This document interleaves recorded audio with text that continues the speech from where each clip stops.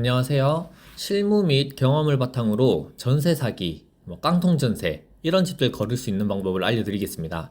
보증보험 가입하고 하는 것들은 영상이 많이 나와 있기 때문에 그런 것들은 빼고 저만의 방법이긴 한데 거의 확실하고 거의 99% 이상 거를 수 있는 방법이기 때문에 한번 시청을 해주시면 정말 유익한 정보 얻어 가실 수 있을 것 같습니다. 자, 한번 시작해 보겠습니다. 크게 세 가지가 핵심인데, 첫 번째로는 신축 빌라. 절대 들어가지 않아요. 여기는 정말 대부분 들어가면은 거의 무조건 전세 사기, 깡통 전세 이런 거라고 보시면 돼요. 왜냐면 여기도 한 두 가지 정도로 확인할 수가 있는데, 첫 번째는 분양가가 아무래도 높잖아요. 그래서 막상 가보시면 현장에 이런 식으로 이제 광고를 하고 있습니다. 뭐 보증보험 가입이 가능하다. 그리고 분양도 가능하고 전세도 가능하고 이런 식으로 돼 있는데, 이런 데가 보통 분양가가 3억이면 전세 가격은 뭐 2억 7천에서 3억 사이로 보통 측정을 합니다. 그래서 건축주 입장에서는 이 공사 대금을 빨리 지불을 해야 되기 때문에 목돈이 필요한 거라서 이런 데는 뭐 월세 이런 건 절대 안 하고, 뭐 분양가랑 거의 비슷하기 때문에 조금 손해 본다 생각을 하더라도 차라리 이제 대금이나 이런 거 밀려서 연체 이자 내는 것보다 훨씬 낫기 때문에 전세 가격이나 이제 분양 가격이나 비슷하기 때문에 분양이 잘 안 되면 바로 전세로 나와버리고, 그렇기 때문에 나중에 이제 전세가 낀 상태에서 분양이 안 되더라도 이제 흔히 뉴스에서 나오는 그런 바지 사장 이용해가지고 뭐 몇백 지어주고서는 이제 명의를 넘기는 경우가 대부분입니다. 그렇기 때문에 신축 빌라거나 또는 이제 현장에 가봤더니 이렇게 지금 현재 광고하고 있는 이런 현상의 이제 장소다, 그러면 절대 들어가면 안 됩니다. 그리고 두 번째로는 위반 건축물이라고 하는 것 때문인데요. 이 부분은 이제 통상 들어가면 바로 확인할 수는 없고, 보통 건물이 지어지고 나면은 주기별로 이제 정부에서 아무래도 이제 항칙이라고 해서, 우리가 일반 도로뷰 같은 거를 이제 항칙이라고 해서 이제 뭐 이렇게 비행기 같이 이렇게 좀 공중에서 찍는 게 있는데, 보통 그런 걸로 인해서 이런 위반 건축물이라고 하는 것들을 이제 잡아내게 됩니다.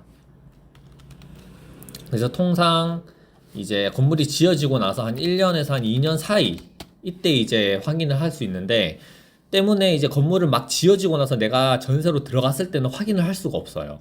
이게 위반 건축물에 뭐 불법으로 이제 증축된 집인지 아닌지 확인을 할 수 없다 보니까, 실질적으로 이제 가보시면 뭐 예를 들어서 제가 여기 집을 하나를 확인했는데, 뭐 이런 식으로 이제 일조권 때문에 이렇게 잘려 있는 집인데 이런 식으로 이제 덮어놔서 이런 형태를 띠고 있는 이런 빌라들이 굉장히 많을 거예요. 그래서 이런 집 같은 경우에는 위반 건축물일 가능성이 매우 높고, 당장은 알 수 없고 보통 1년에서 2년 사이에 이제 항칙을 하게 되면 이제 한 2년 이내, 내가 전세 기간으로 봤을 때는 거의 나오기 직전에 이제 서류상으로는 이제 보통 흔히 이런 식으로 건축물 대장을 떼보면은 이런 식으로 위반 건축물이라고 딱지가 생겨요. 이렇게 생겨버리면 다음에 들어오시는 분들 같은 경우는 뭐 대출이나 이런 것들, 전세 대출 이런 거 절대 불가능하고, 매매를 하더라도 매매 대출도 절대 안 나와요.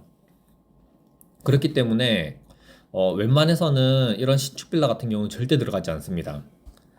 두 번째로는 전세 시세 파악하기. 이 부분은 제가 이 화면을 통해서 같이 말씀을 드릴게요. 여기 보시면 우리 통상 네이버 부동산 들어가서 말이 많은 강서구 화곡동으로 한번 볼까요? 여기 빌라로 보고, 여기가 가장 말이 많아서 은행에서 대출도 요즘엔 잘 안 해준다고 하던데, 여기 보시면 내가 예를 들어 청년들이나 또는 뭐 신혼부부분들이 많이 그걸 당하기 때문에, 뭐 일반적으로 투룸으로 기준으로 본다고 하면은 이 투룸으로 놓고 보더라도 여기 보면 6천만 원부터 해서 2억 천, 뭐 이렇게 쭉쭉쭉 내려가 보시면은 2억 초중반도 있고, 쭉 내려가 보시면은 2억 6천, 2억 7천까지 있습니다. 결과적으로 이 집은 반지하라서 6천만 원짜리인 것도 있지만, 결과적으로 보면 지금 화곡동 같은 경우에는 지금 전세 시세가 1억 미만도 있고 2억 후반까지, 어떻게 보면 전세 시세 그 스펙트럼이 너무 많이 그 범위가 있는 상황이다 보니까 이게 시세를 파악하는 게 사실 쉽지가 않아요. 그렇기 때문에 첫 번째로는 네이버 통해서 방금 보신 것처럼 시세를 파악을 하고, 정 아니면은 이게 어떻게 보면 내 전 재산을 투자해서 들어가는 집 마련이다 보니까 이제 사실상 우리가 물건을 사더라도 고민을 많이 하는 것처럼 무조건 뭔가 어떠한 광고 하나만 믿고선 보고서는 간다기보다는 그 동네 부동산에 발품을 파는 게 좋아요. 그래서 통상적으로는 이제 뭐 금액은 1억 미만에서 2억 후반까지 나와 있는데, 제가 간단하게 한번 봐드리면 여기 지금 2억 7천 8천까지 있는데, 이런 집들은 사실 그냥 신축, 딱 봐도 이제 신축 빌라잖아요. 예, 그러다 보니까 이런 집들은 나중에 깡통 전세 당하기가 매우 쉬워요. 너무 비싸서.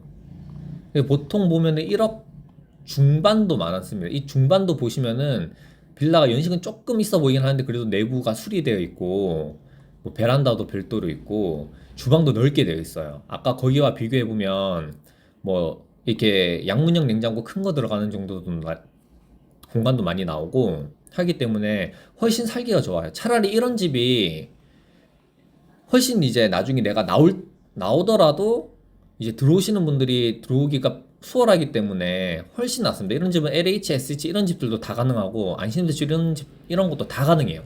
면적도 여기는 18평 정도 되는데, 아까 보셨던 이 집은 보시면 8평밖에 안 되죠. 여기도 거실도 너무 좁고, 주방도 보시면은 이 냉장고 같은 경우는 별도로 들어갈 공간이 없어서 요즘에 신축 같은 경우에는 옵션을 대부분 넣어버려요. 그래서 이제 소형 가구로 넣어버려서 풀옵션이라고 해놓고 이렇게 다들 모객을 하기 때문에 이 내부가 사실상 하기가 너무 이렇게 좀 협소한 부분이 있습니다. 그래서 제가 봤을 때는 이 화곡동 같은 경우에는 지금 시세가 투룸 기준으로 뭐 신축이 2억대에서 2억 후반, 그리고 9억 기준이 9억이 이제 1억대에서 이제 왔다 갔다 하는데, 요렇게 금액이 딱 나뉘잖아요. 그러면 무조건 이렇게 이제 그 9억이지만 이제 여기에 리모델링이 되어 있는 집을 들어가는 게 가장 안전합니다.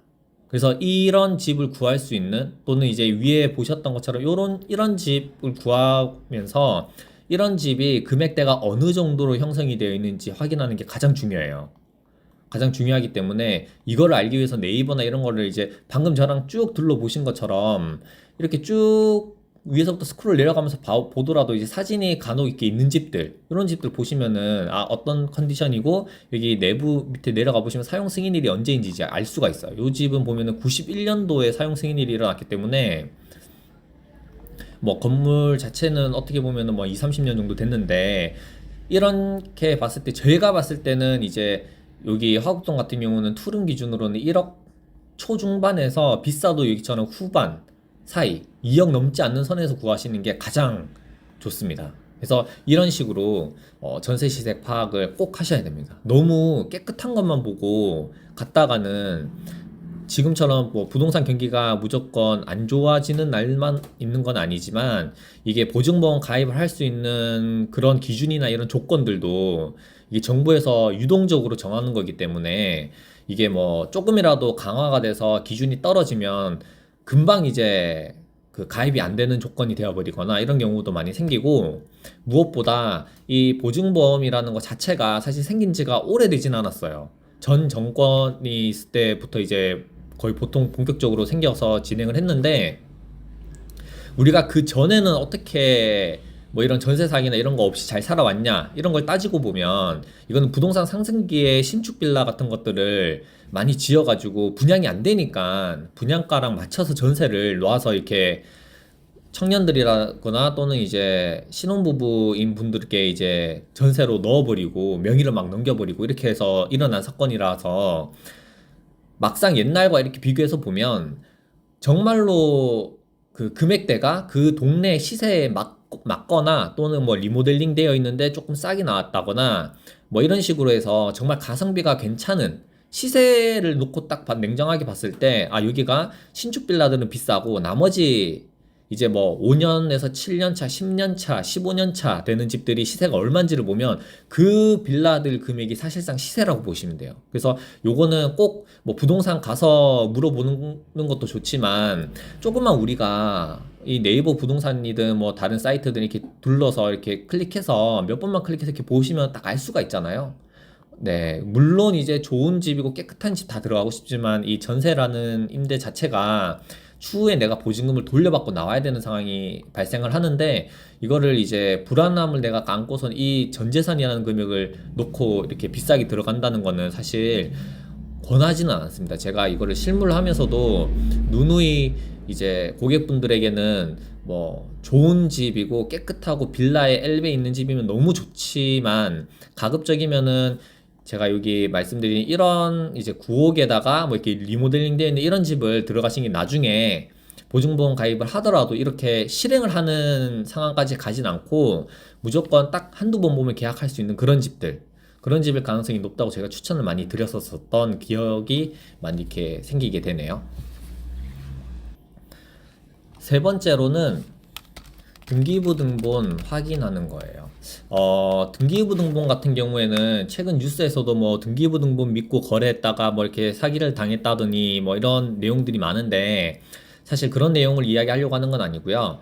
이 등기부등본 같은 경우는 꼭 확인을 해야 되는 부분은 뭐냐면 지금 당장 뭔가 대출이 있냐 없냐 뭐 이런 거를 보는 것도 중요하지만 제가 말씀드리고 싶은 거는 과거 이력을 확인을 해야 됩니다.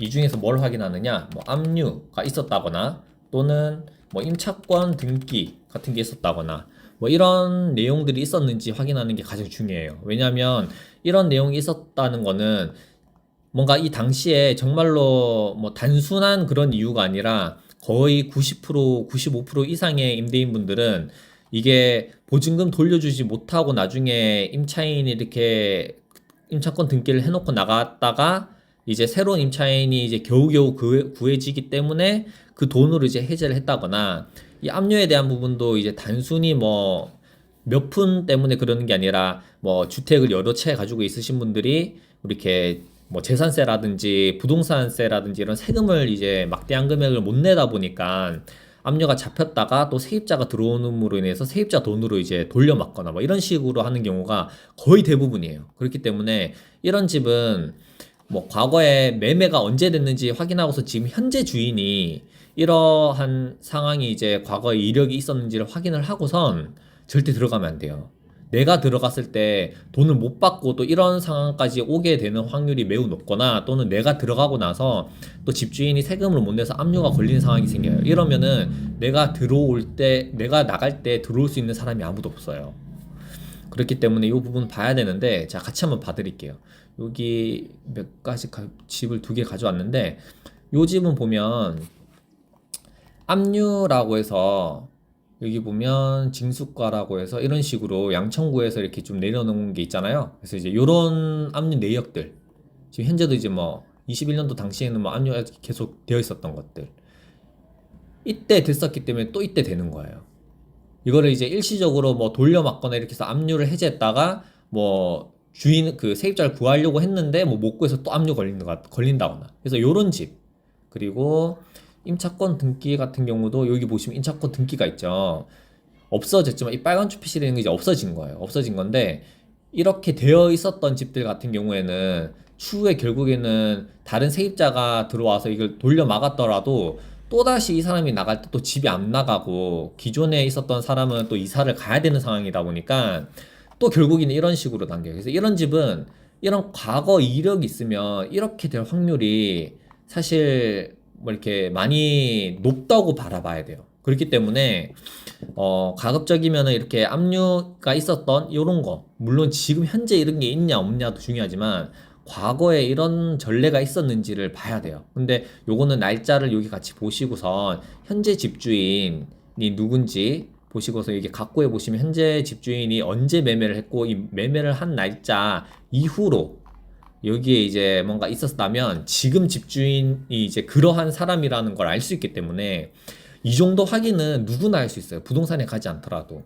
이게 돈이 한두 푼이 아니기 때문에 이 정도는 꼭 이제 확인을 하셨으면 좋겠고요.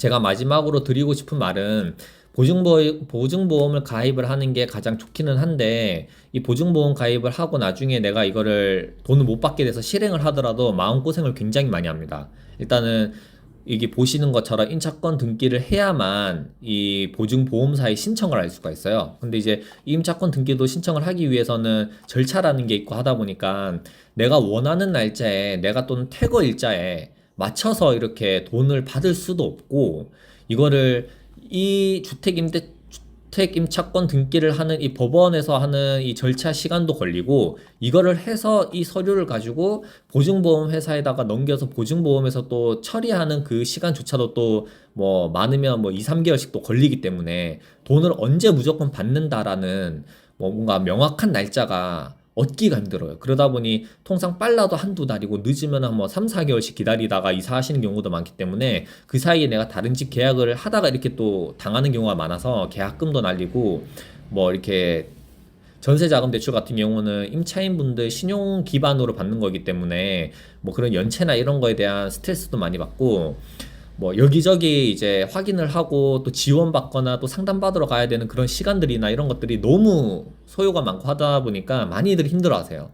절대로 그런 일이 있어서는 안 되고 하기 때문에 절대로 그런 상황을 안 가는 게 가장 베스트이기 때문에 제가 이번에 소개해드린 이 세 가지는 웬만해서는 이것만 지키시더라도 뭐 이렇게 보증보험 가입을 하더라도 그 보증보험 실행을 하는 그런 상황까지 올 리가 없어요. 이 신축 빌라 같은 경우가 아까 보셨다시피 금액이 너무 비싸기 때문에 뭐 내가 들어가고 난 뒤에 경기가 조금만 안 좋아도 이런 금액에 뭐 은행에서 전세 자금 대출 금리도 올려버리면 사람들이 이 금액이 절대 들어올 수가 없습니다. 그렇기 때문에 내가 나갈 때 문제가 생기고 주인도 당연히 비싸다고 생각해서 낮춰서 할 수 있는 사람이면 좋은데 대부분은 이제 자금이 당장 뭐 몇천만 원씩 전세 가격을 낮춰서 할 수 있는 사람도 많이는 없고 이게 현실이거든요. 그래서 신축 빌라 절대 들어가지 않습니다. 그리고 전세 시세 파악은 이것도 어려운 건 아니니까 정 모르겠으면 부동산 가서 요즘 뭐 이렇게 수리가 되어 있는 옛날 집이어도 되는데 내부가 이렇게 리모델링 되어 있는 집은 얼마나 합니까? 라고 이렇게 한번 한 군데 말고 한 네 군데 다섯 군데 정도는 동네에 있는 부동산들 돌아다니면서 말씀해 보시면은 금액대가 딱 이런 식으로 뭐 말씀을 해주세요. 뭐 방 두 개 얼마, 방 세 개 얼마다. 그래서 뭐 수리가 화장실도 돼 있느냐, 안 돼 있느냐 이런 식으로 다 가능하기 때문에 시세 파악만 잘 하시더라도 이런 비싼데 비싸고 좁은 데 들어가서 괜히 그 뭐 위반 건축물 나중에 막 날라와서 뭐 전세 대출 안 돼서 들어오는 사람도 못 오고 그래서 나중에 문제가 생겨가지고 전세 사기 당하고 이런 일이 절대 없습니다. 그리고 여기까지 시세까지 파악을 다 하고 나서 내가 정말 이런 집을 잘 구했다.